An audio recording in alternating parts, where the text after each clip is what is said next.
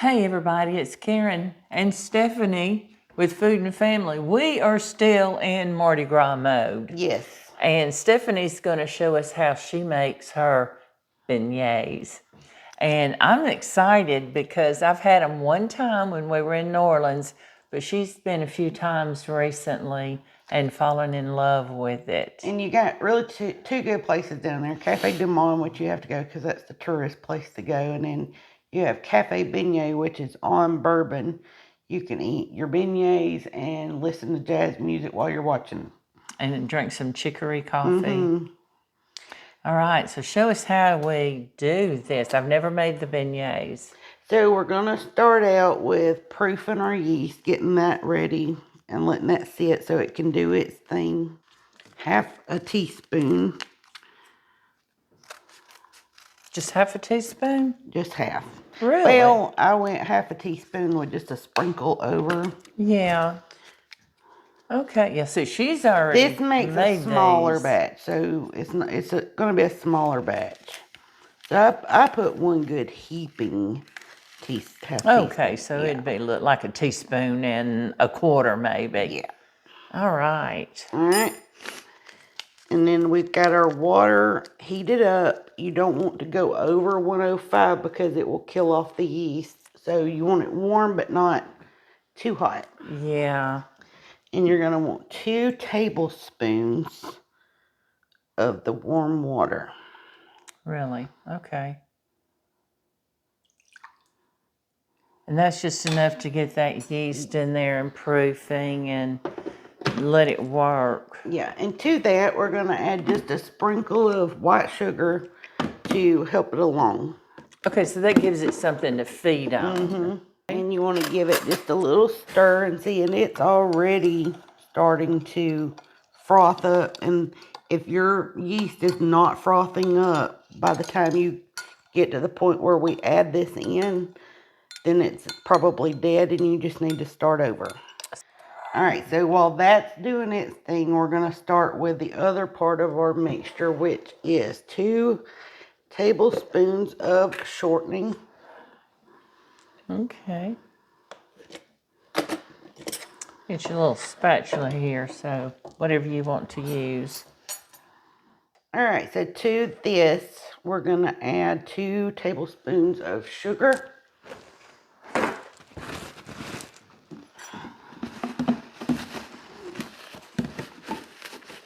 And we're just using regular old white sugar. Regular old white sugar.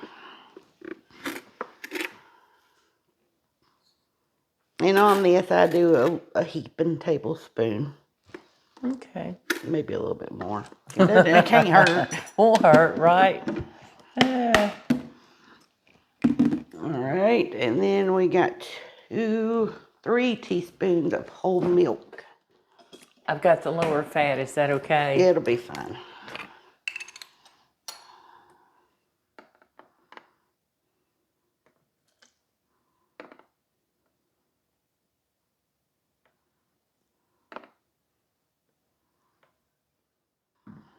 All right, we got our shortening sugar, milk. We need 1 egg white. I'm going to let you do that because you're better at that than Egg me. white. Egg white.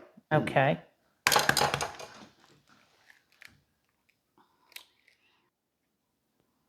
How's that look? Looks good. All right. Now you could save this yellow if you want for something, but we're not going to be using it soon, so I'm not going to keep it. And you want to just give this a rough mix. Oh, I got to get this water boiling. All right, so while we're waiting on the water to boil, we can get our dry ingredients going. For this recipe, and when you're using breads or rolls, use the bread flour. It just works better with yeast. I don't know what the chemical reaction is, but it just works. Okay. I guess if you use like a all-purpose flour, it might just make them a little denser. You can use all-purpose if you don't have bread. Would it just make them denser A little if you bit. did? But just for yeast recipes, the bread flour works better. If you can't find it and you've got all-purpose, it's fine too. And so we're going to use 1.5 cups of the bread flour.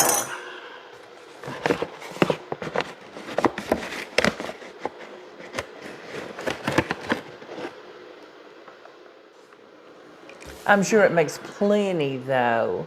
Oh yeah. Well, I say it doesn't make a lot. I mean, it made like 12. I mean, it'll Oh, do yeah. at a pinch. Yeah. For me and Brandon, it worked. All right, so now we're just And you're gonna. feeding Parker also. Parker eats his own batch. So a pinch of salt to this. That'll cut some of the sweetness that's gonna go on. All right, we've got our boiling water. I'm about to add it to the wrong bowl. Boiling water, 3 tablespoons to the shortening mixture that we did a while ago with the egg white and the shortening and sugar.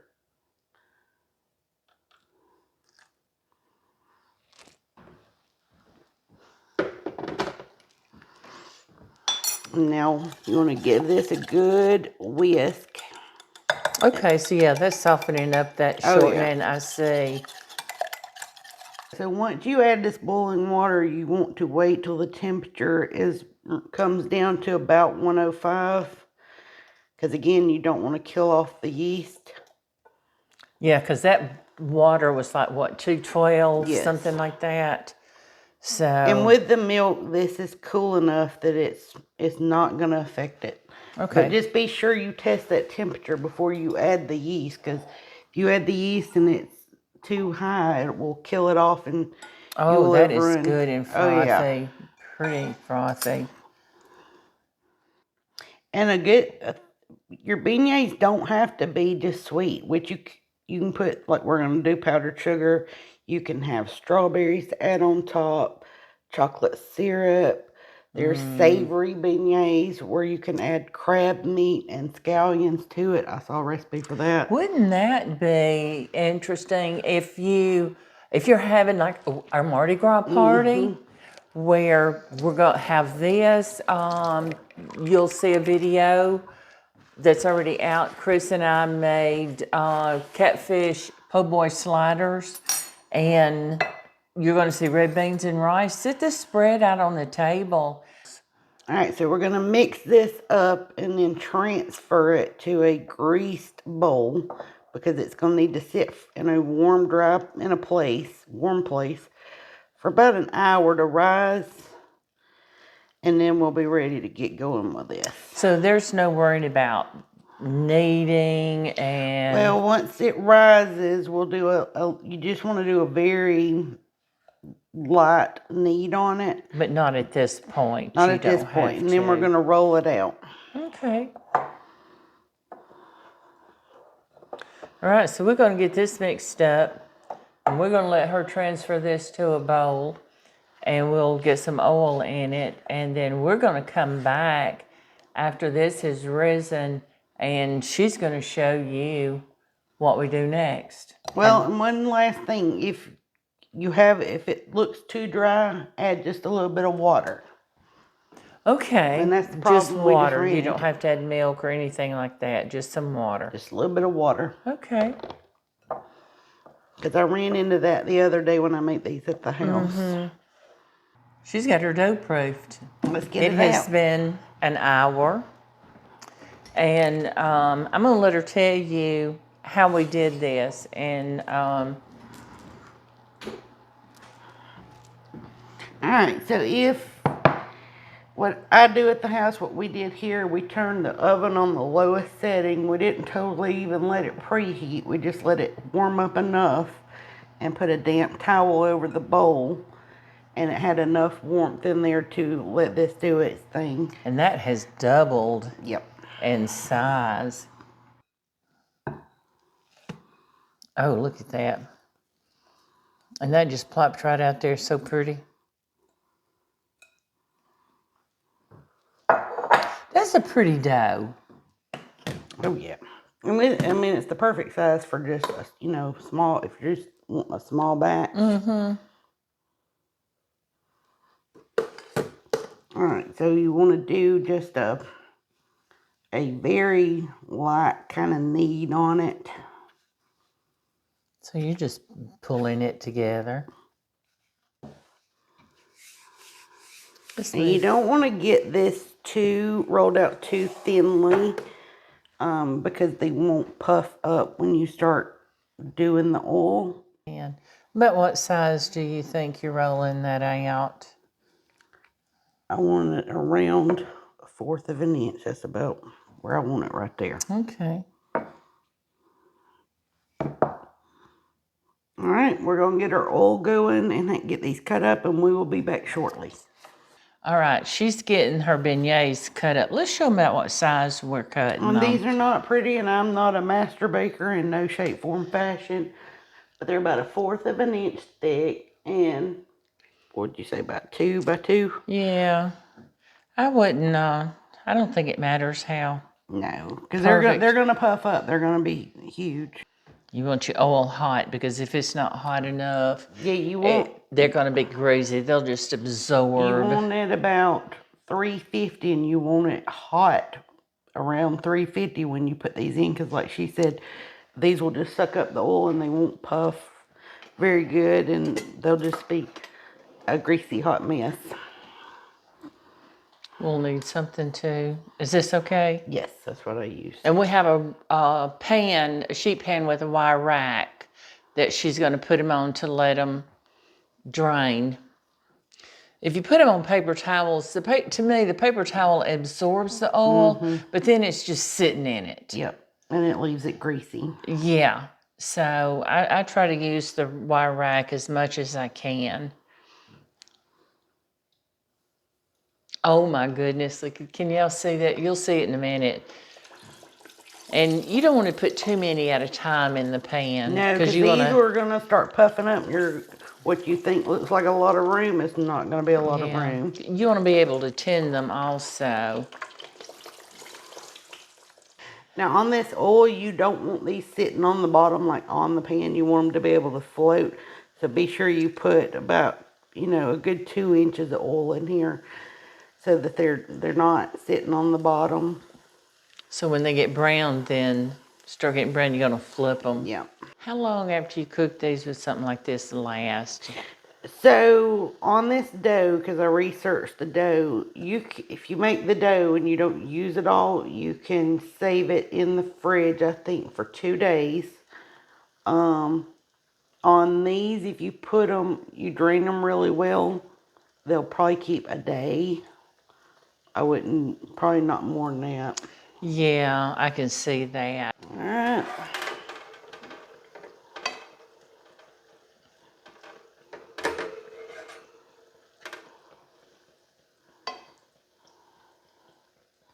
Now look at these, as she's taking them out of this pan, and looky there. Now for the messy bit. And we are going to soak them, drench them. You want to do your powdered sugar while you've just taken them up while they're hot, because they still got that little bit of grease in them. Now you can't see her, but she's going to come over here where you can see what she's doing. Looky there. And you just fill them up with powdered sugar. Don't be shy with that powdered sugar. No, and you want to flip them over, because you want both sides to have a good coating on them. Oh, yeah. Or if you want to, you could throw them over put your sugar in a bowl and just throw them over in that bowl and just keep rolling them around and around until you get them fully coated. Now looky there. All right, we're going to get the rest of these done, and then we'll come back and do a taste test. Would you look at these? That is a tray full of... And your second batch always comes out better. Oh, it cooks quicker. I'm ready to try. Ooh, these are nice and hot.